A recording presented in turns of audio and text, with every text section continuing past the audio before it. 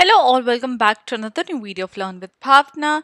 Now we are doing question 4 of MSO E004. हमने जो question 2 है and 3 जो मैंने आपको बताया ये दोनों question already uploaded है playlist में. 1 हमने already complete कर दिया है and now we are on to question 4. अब question 4 आ सकता है socio economic profile of Indian slums या फिर how does slum have a role play in urban society या फिर do slums have a role in play in society या फिर what is the importance of having slums in the society. किसी भी तरीके से जहाँ पे भी अगर slum आ रहा है तो आप ये वाले जो आंसर है वहाँ पे अपना प्रोवाइड कर सकते हैं. Now let's talk about slums have a role to play in society. जब हम बात करते हैं slums की झुगड़पट्टियों क्या झुगड़ झोपड़ी वाली जो इलाके हैं उनकी, तो आपको भी लगेगा कि क्या स्लम्स का भी क्या रोल है अर्बन सोसाइटी में, क्योंकि हम तो हमेशा बात करते हैं कि स्लम्स नहीं होने चाहिए, इससे जो सोशो इकोनॉमिक बैरियर है वो दिखता है, अच्छी नहीं है, अनहाइजीनिक है, क्राइम्स हैं, राइट. बट जो स्लम्स हैं उनको इस तरीके से देखा जाता है कि वहाँ पे बहुत ज़्यादा कियोस है, डर्ट है, वो सिटी का एक ऐसा पार्ट है जहाँ पे कोई भी इंसान ध्यान नहीं देना चाहता.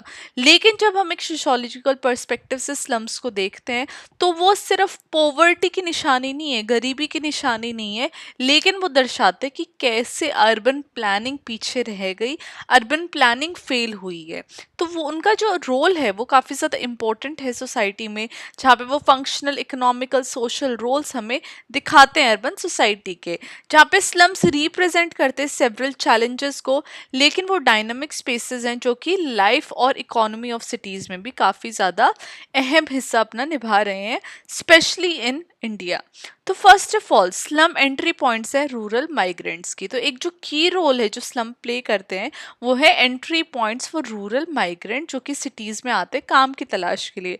अभी जो माइग्रेंट वर्कर्स हैं जो दूसरे डिफरेंट डिफरेंट शहरों से या रूरल एरिया से आ रहे हैं, वो सिटीज़ में आके इतनी ज़्यादा जो महंगे घर है, रेंट है, वो अफोर्ड नहीं कर पाते हैं, तो उसकी वजह से वो स्लम्स में ही जो अपना गुजारा है वो करते हैं. तो ये एक एंट्री पॉइंट उनके लिए बन जाता है आने के लिए अर्बन एरियाज़ के अंदर, जहाँ पे वो आके और स्लम्स में रह सकते हैं. तो स्लम्स एक तरीके से उनको चीप अकोमोडेशन प्रोवाइड कर रहा है जो कि उनके काम के भी पास रहता है, कंस्ट्रक्शन साइट्स के, फैक्ट्रीज़ के या फिर इनफॉर्मल मार्केट्स के.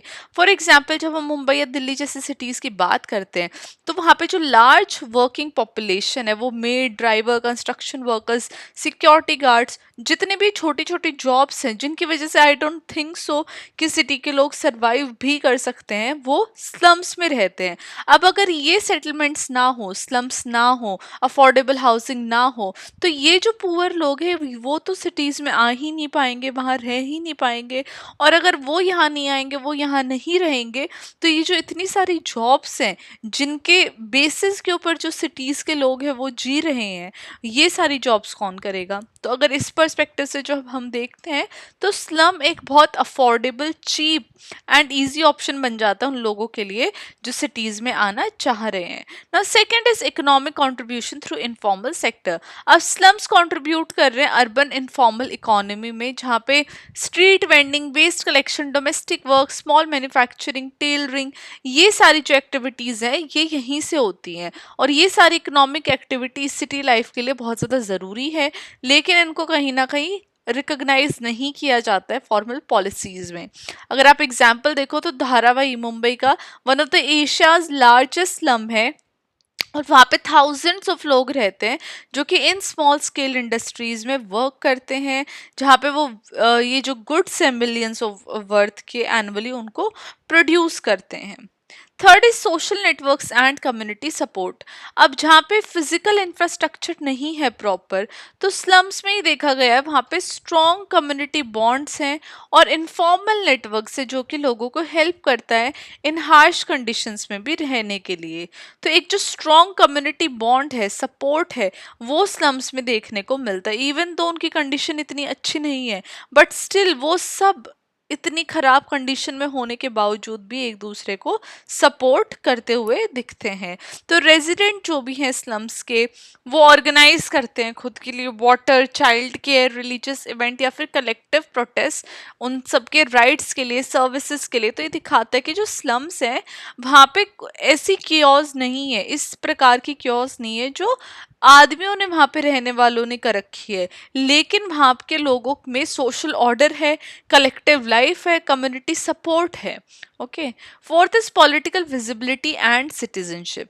अब जितने भी स्लम ड्वेलर्स हैं वो इम्पॉर्टेंट पॉलिटिकल एक्टर्स बन जाते हैं सिटीज़ के अंदर, जहाँ पे वो प्रोटेस्ट कर रहे हैं, वोट कर रहे हैं, कलेक्टिव बार्गेन कर रहे हैं, अपने राइट्स के लिए डिमांड कर रहे हैं, इलेक्ट्रिसिटी, वाटर, सैनिटेशन के लिए, लीगल हाउसिंग राइट के लिए। तो एक कहीं ना कहीं जो स्लम्स है वो अर्बन सिटीजनशिप को एक स्लोली इंटीग्रेट करता है फॉर्मल सिटी के साथ। तो ये जो पॉलिटिकल विजिबिलिटी और जो सिटीजनशिप का जो आइडिया है ये स्लम से ही निकलता है।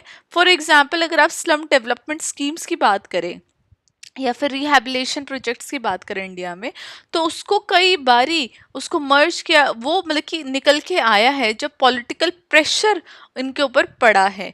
जब ऑर्गेनाइज स्लम कम्युनिटीज प्रेशर डालती हैं तो ये सारी जो पॉलिटिकल कैंपेन्स है, जो डिफरेंट डिफरेंट स्कीम्स है, वो हमें देखने को मिली है कि through their pressure, through their community bonding, community जो वो परसुएड करते हैं, उससे जो स्लम्स हैं वो काफ़ी सारे जो प्रोजेक्ट्स हैं उनको शुरुआत करने में स्लम्स का रोल होता है।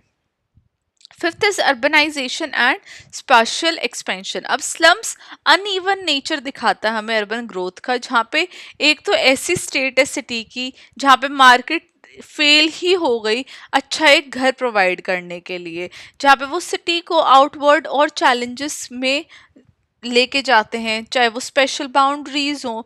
तो यहाँ पे जो सोशोलॉजिस्ट है मैनुअल कासल, वो स्लम को अर्बन पेरिफेरी का पार्ट देखते हैं, जहाँ पे फॉर्मल और इनफॉर्मल सिटी बाउंड्रीज मीट करती हैं एंड नेगोशिएट करती है। तो बेसिकली यहाँ पे जो बात हो रही है स्पेशियल एक्सपेंशन की, कि जो स्पेसेस हैं वो एक्सपैंड हो रहे हैं with the help of slum.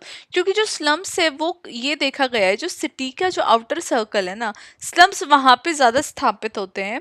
And वो इसलिए स्थापित होते हैं क्योंकि उनको जो सिटी की जो इनसाइड जो लाइंस है वहाँ पे कहीं ना कहीं जो उनकी एंट्री है वो बंद हो गई है, या फिर उनको एंट्री वहाँ पे मिल नहीं रही है।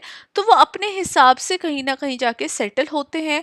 एंड एक जो गैप है, एक जो सिटीज़ की जो दो लाइफ है, वहीं पे इतने ऊंची ऊंची बिल्डिंग्स हैं, इतने एक्सट्रीम रिच टावर्स हैं, एलीट लोग जहाँ रह रहे हैं, वहीं पे एक साइड में स्लम्स है। तो ये जो डिफरेंस है स्पेसेस का, ये हमें सिटीज़ में देखने को मिलता है ना। चैलेंजेस क्या है स्लम्स के साथ? देखो स्लम्स बहुत सारी चैलेंजेस के साथ आता है, बिकॉज स्लम्स में बहुत ज़्यादा ओवर क्राउडिंग रहती है, सैनिटेशन नहीं है बिल्कुल भी, अनसेफ लिविंग कंडीशन है, क्राइम बहुत ज़्यादा स्लम एरिया में देखने को मिलते हैं, हेल्थ केयर अच्छी नहीं है, एजुकेशन बच्चों को नहीं मिल पाती, एनवायरनमेंट बहुत ज़्यादा ख़राब होता है स्लम्स की वजह से।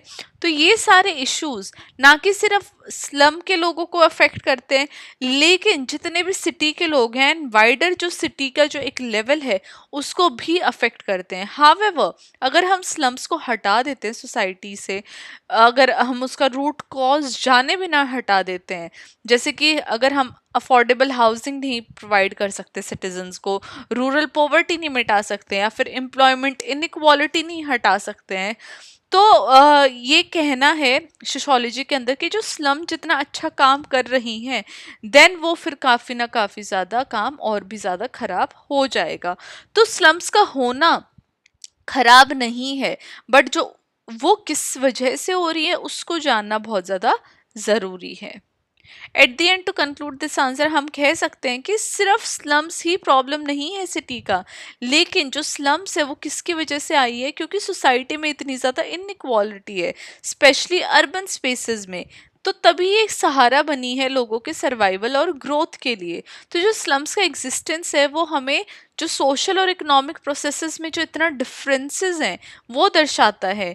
जो रोल है स्लम्स का वो पॉजिटिव भी है और नेगेटिव भी है, और यही जो रोल है अगर इसको पॉलिसी मेकर जानने की कोशिश करेंगे तो एक इंक्लूसिव ह्यूमन और सस्टेनेबल अर्बन डेवलपमेंट मॉडल बन सकता है, जिससे कि हर एक इंसान की जो अर्बन एरिया में रहना चाहता है, अर्बन एरिया में काम करना चाहता है, उन सब की काफ़ी हद तक हेल्प हो सकेगी।